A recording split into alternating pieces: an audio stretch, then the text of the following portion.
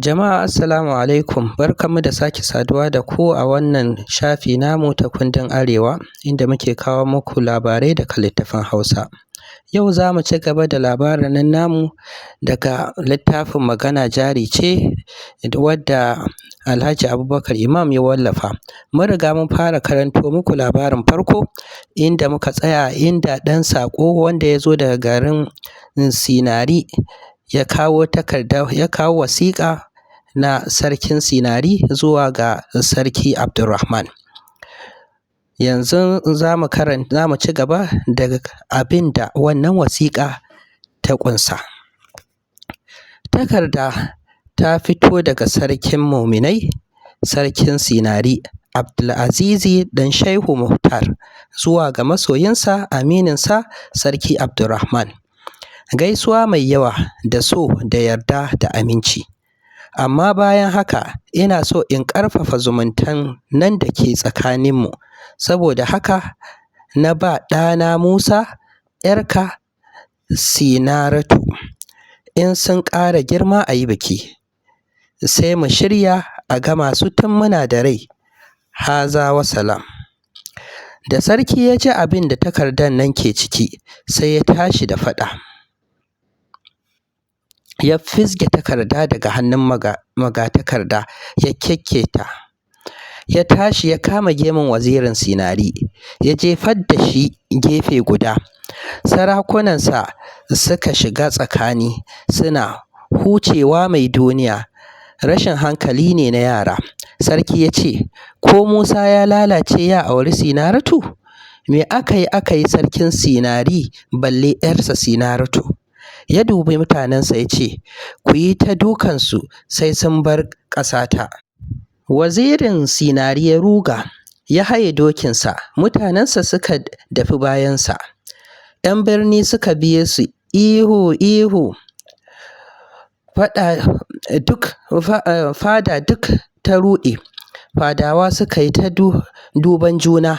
Liman ya ce, Allah ya baka nasara, abin nan da aka yi a aika lafiya dai?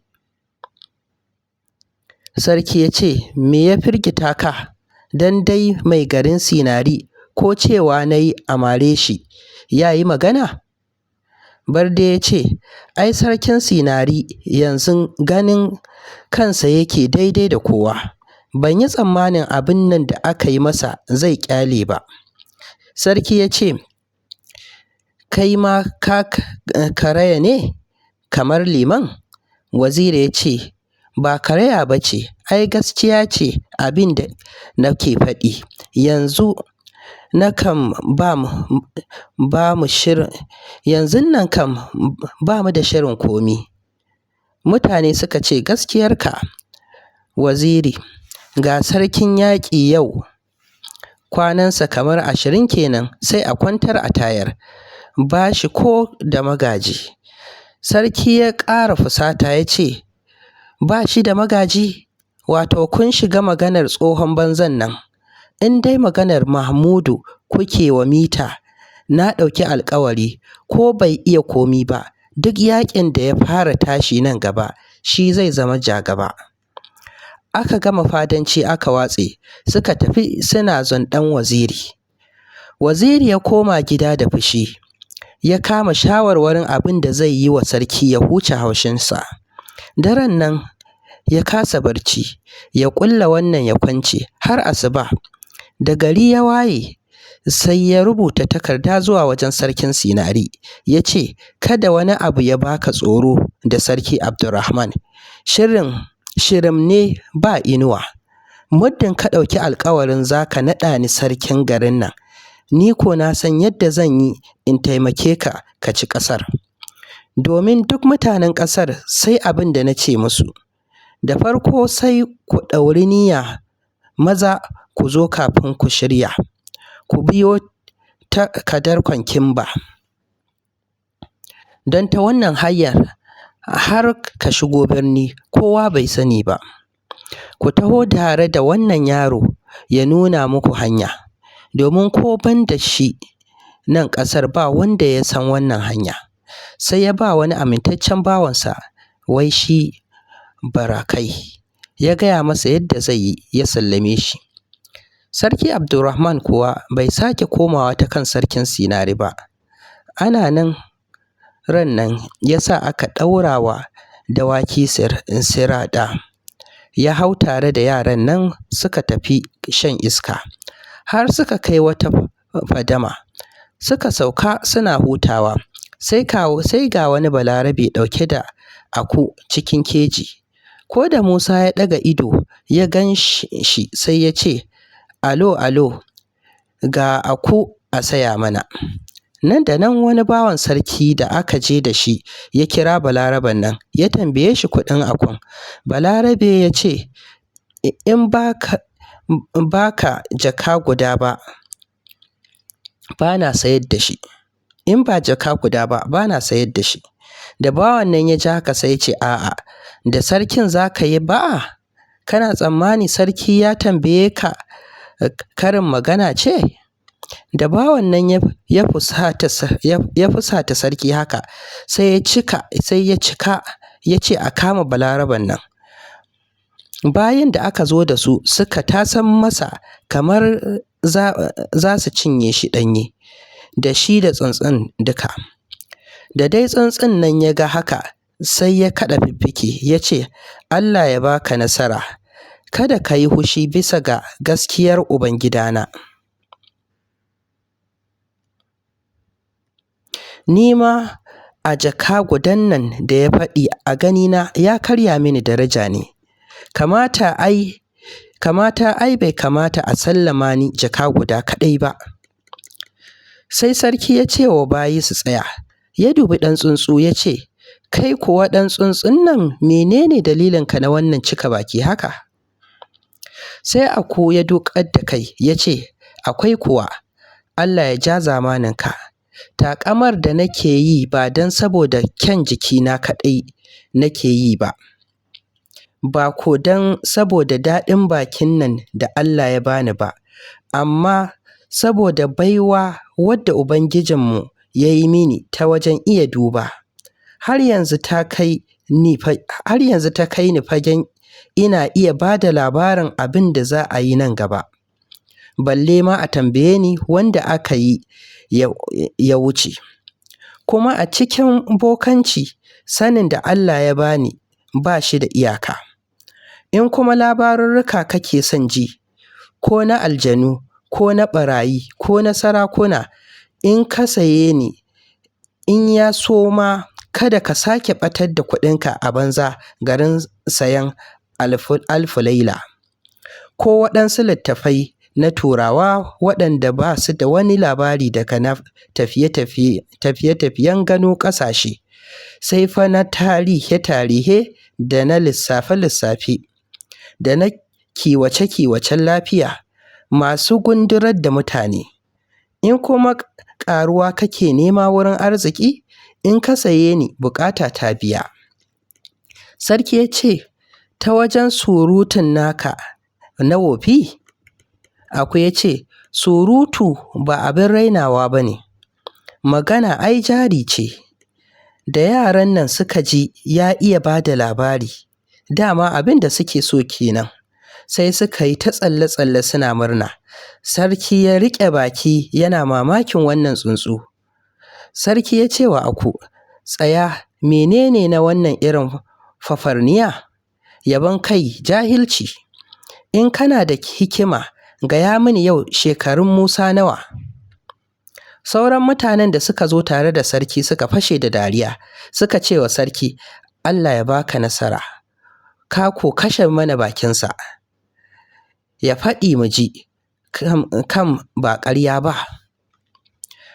Aku ya dubi Musa ya ce, yau shekarunsa 14 da wata 5 da kwana 3. Mutane suka ce, a'a, ai ko Allah ya baka nasara gaskiyarsa. Sarki ya ce, kai, ji ya yi wajen waɗansu ana faɗi, labarin Musa yanzu ina ne bai kai ba. Ya sake cewa aku, to mun ji ka riƙe wannan da ka ji mutane ke faɗi, amma wace rana ce aka haife shi? Aku ya sake duba Musa ya ce, ranar Juma'a da la'asar. Sarki ya ce a'a, aiko gaskiyarsa. Ya dubi Aku ya ce, da yake kana da hikima, sai ka gaya mini me zai fara aukuwa gare shi. Aku ya ce, ba za ka so ka ji wannan al'amari ba, don zai ɓata maka rai ƙwarai. Ya fi kyau a bar kaza cikin gashinta. Sarki ya nace sai ya gaya masa, in ya ƙi kuwa yanzu ya sa a hura wuta a babbaka shi da rai. Da Aku ya ga sarki ya fusata sai ya ce, ka yi mini gafara bisa ga abin nan da zan faɗi. Musa zai zama sanadin cuce-cuce da raunuka, kai har da halakar rayukan mutane kamar 1000 na ƙasan nan. Wannan al'amari kuwa ba da daɗewa ba zai auku. Da ma kana ganewa ka sake shiri tun da wuri. Da sarki ya ji haka sai ya hasala, don Aku ya ce ɗansa zai zama sanadin mace-mace. Ya ɗauki kejin ya jefar, ya tashi zai je ya take ɗan tsuntsun nan ya mutu. Bayi kuma suka zaburan ma Balarabe, duk wurin ya harmutse, sai kwaram suka ji kuwa.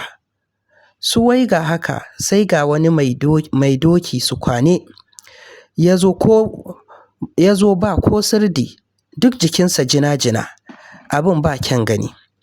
Ya faɗi gaban sarki ya ce, wayyo Allah, wayyo Allah, ka yi mana agaji.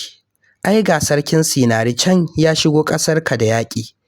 'Yan garuruwanmu na nan kan iyakar arewa duk sun zama toka. Na rantse har da girmanka, ni kaɗai na tsere. Sarki da mutanensa duk suka yi saƙo, kowa na duban ɗan uwansa. Sai kawai daga bayansu suka ji wani abu, ha ha ha, duk suka waiga firgigi. Sai suka ji daga cikin keji an ce, ai ga ta nan, dama na gaya maka, ka tashi kashe ni. Kai ne baka sani ba, ba irin magana kamar tamu ake rainawa ba. Sarki bai samu ta cewa ba. Aku ya ce, ko yanzu in ka bi shawarata, Allah ya kyauta, ba wani abin da zai bata maka rai. Sarki ya dubi Aku da fushi ya ce, ka rufa mana baki nan, wata shawara gare ka?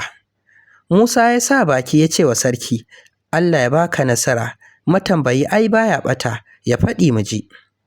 Sarki ya ce, to faɗi, in ko shawarar taka bata fita ba, ina murɗe maka wuya kowa ya huta. Aku ya ce, sarkin Sinari ya kusa kawowa kadarkon Kimba. Nufinsa ya biyo ta tsakanin dutsen Kimba da na Uban Dawaki, ya kewayo ta gabas ya faɗa wa birni ta inda ba a tsammani. Sarki ya ce, cikin 'yan gari ma akwai wani mahalukin da ya san wannan hanya balle sarkin Sinari? Aku ya ce, kai dai ka ji abin da zan gaya maka. Yanzu maza ka koma gida ka aika da 'yan ƙwarbai su tsare makwarɗin nan da ke tsakanin dutsen Kimba da na Uban Dawaki. Komi yawan rundunarsa, ko mutum 10 masu ƙarfin zuciya sa iya mai da shi baya a wannan wuri. Kafin ya kewayo ma ka shirya uwar yaƙi. Sarki ya yi tsaki. Musa ya ce, ɗan Akun nan ya san abin da ba mu sani ba. Sai a bi shawararsa mu gani. Ko da yake abin nan da Aku ya faɗi sarki na jinsa kamar tatsuniya ce. Duk da haka, tun da Musa ya sa baki, sai ya hau. Suka koma gida, ya zaɓi 'yan ƙwarbai guda 100 ya aika da su inda Aku ya misalta masa. Ya kuma tada manzanni ya aika da su kudu da arewa, gabas da yamma, a gaya wa mutane su yi harama su zo maza da shirin yaƙi. Maƙera kuma suka shiga gyara makamai. Ana nan bayan kamar kwana 5 sai ka wani daga cikin 'yan ƙwarban da sarki ya aika ya zo a sukwane da bushara. Ya ce wa sarki, Allah ya baka nasara. Ai wannan dabara da ka yi ta fita. Shekaran jiya da hantsi muna nan mun yi kwanto inda ka ce mana, sai muka hangi ƙura ta toshe sama, sai tsinin masu kawai kake gani suna wal wal wal, ga masu dawaki da dakarai bila haddin. Muka hanga har iyakar ganinmu ba mu ga ƙarshensu ba. Muna nan dai sai da muka bari goshin yaƙi ya kawo dab da mu, sa'annan muka yi ta sako musu kibau kamar ruwan sama. Na gaba suka juya da baya suka gamu da waɗanda ke biye. Abin ya cuɗe, ga 'yar hanya ƙarama, dawaki suka yi ta zallo suna faɗa wa junansu. Mu ko dai sai zuba musu kibau muke, na bisa na ta sulluɓowa ƙasa, dawaki na tattake su. Cikin na gaban nan sai ɗaiɗai suka sami komawa wajen uwar yaƙi. Jim kaɗan kuma sai ga waɗansu suka taso wai za su yi mana sukuwar sallah. Ba dama, don hanyar ta cika matsatsi tsakanin duwatsu. Muka yi musu yadda muka yi wa na farko. Aka yi ta aiko waɗansu muna yi musu hakanan har la'asar ta yi. Da suka ga ba dama suka koma suka bar gawawwakin 'yan uwansu, nan abin sai wanda ya gani. Ko da sarki ya ji haka sai ya yi kamar ya ce ƙaƙa don murna, ya shiga ya gaya wa aku, ya yi ta gode masa, ya yi kamar ya ɗauke shi ya haɗiye shi. Nan take ya ɗauko jaka 2 ya ba Balarabe kuɗin aku, ya kawo ingarma ta hau ya ba shi, ya ƙara masa da bayi 7, ya ba shi ƙyanƙyandi 12 na tufafi, ya sallame shi ya tafi. Cikin daren nan sai ga Barakai ya komo ya gaya wa waziri abin da ya faru, ya ce, mu ke kan gaba, sai kawai muka ga ana ta zullo mana kibau, har aka sami dokina ban sani ba, sai na ga kawai mun zube. Ni ko da na ga haka sai na kwanta ƙarƙashinsa kamar na mutu, na yini nan ba motsi. Ana ta yaƙi bisa kaina. Da dare ya yi tsaka na ji sun yi shiru, sai na sulale na dawo. Waziri ya yi masa barka ya ce, in ji ba a gane kai ne ba. Barakai ya ce, na tabbata ba wanda ya gane ni. Waziri ya ce, to madalla, amma ina mamakin yadda sarki ya gane ta nan za su ɓullo. Barakai ya ce, ni ma haka nan, bakina dai ban yi da kowa ba. Waziri ya ce, lallai mutanen Sinari akwai munafukai, amma ba komi, gobe ma rana ce. Bayan kamar kwana 3 gayyar yaƙi ta taru, gari ya cika da dawaki da dakaru har amaye. Ƙauyukan raɓe da birni ba wanda bai cika ba. Da sarki ya ga duk an hallara tun da sassafe, sai ya kira waziri ya bar shi tsaron gari. Waziri ya duƙa ya ce, na ko karɓi amanan nan taka da hannun dama. Yana 'yan koke-koken munafunci. Sarki ya tashi ya shiga gida, ya kira waɗansu bayansa amintattu guda 15, ya bar su tsaron gidan, ya ce su lura kada su Musa su fita waje, sai sa'ad da Allah ya dawo da su lafiya. Ya kuma tafi ya kira su Musa wajen aku, ya ce musu, in kun kuskura kuka fita wajen gidan nan bayan bani nan, ban yarda muku ba, kuma komi za ku yi ban yarda muku ku yi shi ba, sai kun zo kun shawarci akun nan. Abin da ya ce muku kuwa, ko da kuna tsammanin kan kuskure ne, kada ku ƙetare shi. Yara suka fashe da kuka suna cewa, baba mun ji abin da ka ce duka mako bi. Sarki ya juya wajen aku ya ce, kai kuma ga amana nan, in ka ci amana ta to Allah ya isa. Aku ya ce, haka nan ne ranka ya daɗe, in Allah ya so kuwa ka tarar da abin da kake so. Sarki ya ce, to madalla. Zai tashi ya ce, jiya kuwa na ga wani da wata macen aku, na saya don in gama ku tare, ta riƙa ɗebe maka kewa. Ya aika aka kawo ta, aka gama su, aku ya yi godiya, suka yi sallama da sarki. Walaha na yi, aka buga tamburan tafiya, sarki ya taka ya hau, sai waziri ya zo ya ce, Allah ya baka nasara, ko ka sha'afa ne, ka yi alkawari duk yakin da ya fara aukuwa da Mahmudu za'a. Sarki ya kawo iya wuya, ya ga baƙin cikin rabuwa da iyali, ga kuma wata maganar banza. Sai ya sa baki ya kira Mahmudu ya ce, ga doki nan, hau mu tafi, da kai za'a. Mahmudu ya ɗare doki. Musa ya ce, ni ma zan tafi. Sarki ya ce, ba na zuwa da kai. Musa ya fashe da kuka ya ce, baya rabuwa da Mahmudu. Sarki ya daka masa tsawa, ya koma gida. Ya kira sarkin gida da bayin nan da aka bari tsaro ya ce, ku lura kada ku bar Musa ya kole waje, in wani abu ya same shi ina yanka ku. Suka shiga da shi, runduna ta ɗunguma, aka taryi inda sarkin Sinari zai fito. Da waziri ya ga an raba Musa da Mahmudu, ga shi kuma sarki baya nan, sai ya tafi gida ya yi ta murna, yana tsalle-tsalle. Ya shiga tunanin abin da zai yi ya halaka Musa kafin sarki ya dawo. Domin in ya samu ya kashe Musa, ko me ya faru wurin yaƙi shi ke bisa. In sarkin Sinari ya ci nasara, bukata ta biya. In ko sarki Abdurrahman ya ci, duk ɗaya, don ko ba jima ko ba daɗe shi ne zai gaje shi. Da ya ga ƙorar yaƙi ta ɓace, sai ya kira waɗansu ƙatti 4 cikin bayinsa waɗanda ya amince da su, ya ce yana da wata buƙata, wanda duk ya biya masa ita zai ‘yanta shi. Bayin nan suka ɗauka gaba ɗaya, faɗi yanzu ka ga aiki da cikawa.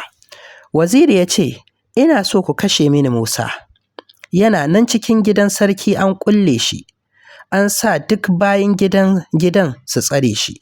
Bayin nan suka ce, af, in haka ne yaya za mu yi mu kashe shi?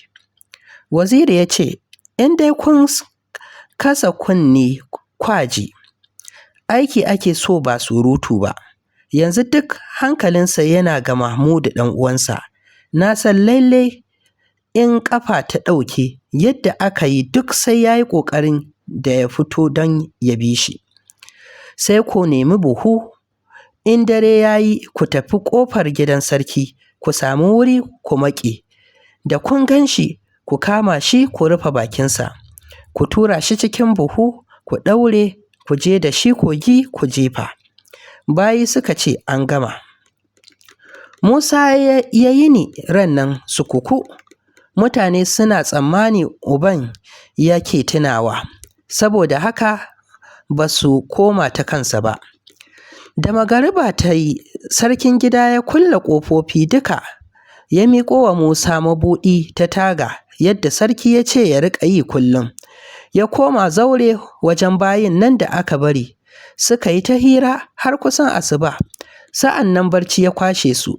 Duk abin nan kuwa Musa bai yi barci ba, yana jira bayin nan su yi. Ya je ya gaya wa aku, ya bar shi ya fita ya bi su Mahmudu. Da ya ji sun yi barci, sai ya shirya, ya ɗauki mabuɗan nan, ya shiga ɗamaru, ya ɗauki garkuwa da mashi, ya nufi wurin aku. Sai ya tarar da aku namijin, wato wanda aka fara saye mai sihiri, yana bacci. Sai ya ce, af, tunda wannan ke barci, bari in tambayi matar. Da baƙo da tukura ai duk umbutawa ne. Ya tsaya gaban macen aku, ya ce, na zo in gaya muku ne don ku sani, za ni bin Mahmudu. Duk abin da zai same ni ya same mu tare. Duk abin da zai same shi ya same mu tare. Da akun nan ta ji haka sai ta girgiza kai ta ce, a wannan ko kusa ba shi yiwuwa. Yaya sarki zai bar mana amanarka sa'an nan mu saɓa? Ko da Musa ya ji haka sai duk ransa ya ɓaci, ya harari Aku ya ce, har ke ɗan tsungunin nan naki kin isa ki hana ni zuwa wurin ɗan uwana? Ƙaryarki ta sha ƙarya. Sai ya kama ta ya murɗa kan yayar. Yana jefar da ita sai mijin ya farka. Musa ya juya wajensa ya ce, kai kuma me ka ce? Na zo in gaya muku ne zan bi Mahmudu yanzu. Da Akun nan ya ji haka sai ya dubi matar ya ga abin da ya auku gare ta. To, ga shi sarki ya bar masa amanar yaro. In ya bari ya fita lallai ya ci amanar sarki. Ga kuma in ya hana yaron nan tafiya lallai abin da ya auku ga matarsa zai auku gare shi. Yana nan yana tunanin wadda za ta fishe shi sai Musa ya ce, ban ji ka ce komi ba, ko kuma kai hana nin za ka yi yadda matarka ta tashi hana ni? Aku ya ɗaga fiffike ya duka ya ce, mamakin abin da ya sa ka ba mace shawara nake yi. Ai magana irin wannan sai mu tsakaninmu maza. In ba rashin hankalin mata ba, ina mutum zai ce za shi ga ɗan uwansa sa'an nan a hana shi? Yi maza ka tafi, kada ka ji tsoron komi. Ba shakka dai ka cika ɗan kirki, tunda baka saba abin da tsohonka ya hore ka da shi ba. Da ya ce komi za ka yi ka shawarce ni. Gashi ka san ni ba komi ba ne, amma don ka cika umarnin ubanka ka zo. Dama abin da nake so kenan kawai. Ga ɗan kirki ya bi maganar iyayensa da malumansa. Ɗan zaki da ya bi halin ‘ya'yayen zamani ya ƙi bin maganar magabatansa, ai kaga yadda ya ƙare. Musa ya ce, ɗan zaki? Wace magana ya ƙi bi? Su ma dabbobi suna wata magana ne? Aku ya ce, a suna yin irin tasu mana. Bari ka ji yadda suka yi. To jama'a, laifin daɗi ƙarewa. Za mu tsaya a wannan gaba inda Aku zai ba Musa wato yaron sarki Abdurrahmanu labarin ɗan zaki. Sai mun haɗu a labari na gaba. Allah ya sa mu dace.